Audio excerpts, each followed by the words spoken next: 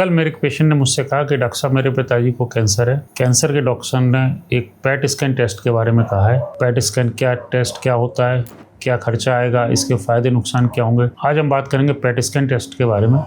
ये क्या होता है? सबसे पहले पैट स्कैन का फॉर्म होता है पॉजिट्रॉन एमिशन टोमोग्राफी स्कैन, यानी कि एक सीटी स्कैन का फॉर्म होता है और सीटी का थोड़ा एक्सटेंडेड वर्जन है। इसके कई भिन्न भिन्न प्रकार होते हैं, कई अलग अलग बीमारियों के अलग अलग प्रकार के पैट स्कैन होते हैं। तो हम बात कॉमन पैट स्कैन के टेस्ट के बारे में बात करेंगे। तो चूंकि ये सीटी स्कैन का ये कंजेनर है, तो ध्यान रखना है प्रेगनेंसी में या 18 साल से छोटे बच्चों में रिकमेंडेड नहीं है।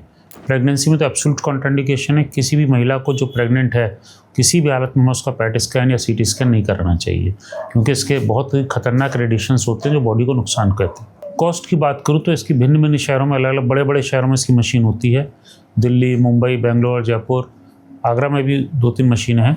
पैट स्कैन की जो टेस्ट की कीमत होती है लगभग 14-15 हज़ार से लेकर 20 से 25 हज़ार तक होती है सामान्य पैट स्कैन की। कुछ टेस्ट पैट स्कैन जो स्पेशलाइज होते हैं वो 50 हज़ार 60 हज़ार तक भी जाते हैं। विदेशों में इसकी कॉस्ट बहुत ज़्यादा है। पैट स्कैन किन किन कामों में आता है? पैट स्कैन यूजली जो कैंसर्स होते हैं उसकी मेटास्टेसिस, यानी कि कैंसर, सपोज लिवर का कैंसर है तो कहाँ कहाँ फैल गया है, ये हम पैट स्कैन की मदद से पता लगा सकते हैं। यूजली पैट स्कैन का फ़ायदा मेटास्टेसिस जो कई बार ultrasound, CT scan, chest X ray से नहीं पता लगता है, पैट स्कैन करा के हम उसका पता लगा लेते हैं। कई बार फॉलोअप में भी जो पेशेंट्स होते हैं जिनका कैंसर का ऑपरेशन हो गया है या रेडियो कीमोथेरेपी हो चुकी है, बाद में भी हम 6 महीने बाद, 1 साल बाद डॉक्टर कराते रहते हैं ताकि मालूम पड़ता है पैट स्कैन का नुकसान की मदद से हमें पता लगाएं कैंसर कहाँ तक फैला हुआ है। इसके अलावा कई बार इन्फेक्शंस में भी इसका बड़ा अच्छा रोल है कि अगर किसी को पेशेंट को फीवर है, सब कुछ कर लिया, उसके बावजूद भी उसमें फीवर का कारण नहीं मिल पा रहा है, तो वहाँ पर हम पैट स्कैन की मदद से फीवर का कारण कई बार पता लगा लेते हैं। पैट स्कैन की बात करूँ, तैयारी केस को करना है तो ध्यान रखें पैट स्कैन के लिए जब भी आप जाएं तो फास्टिंग होनी चाहिए।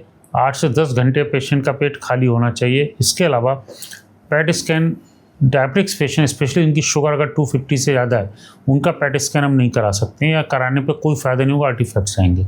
तो हमें जब भी पैट स्कैन के लिए जाएं, शुगर व्यक्ति की 200 सवा 200 से कम होनी चाहिए, फास्टिंग 8 से 10 घंटे की होनी चाहिए, उसका तो हम पैट स्कैन कराते हैं। पैट स्कैन कराने में यूजली टोटल जो समय है 1.5 से 2 घंटे लगता है। वेटिंग पीरियड को हटा दें और रिपोर्ट भी लगभग सेम डे नेक्स्ट डे आ जाती है। तो फ्रेंड्स, ये कुछ महत्वपूर्ण बातें थी पैट स्कैन के बारे में।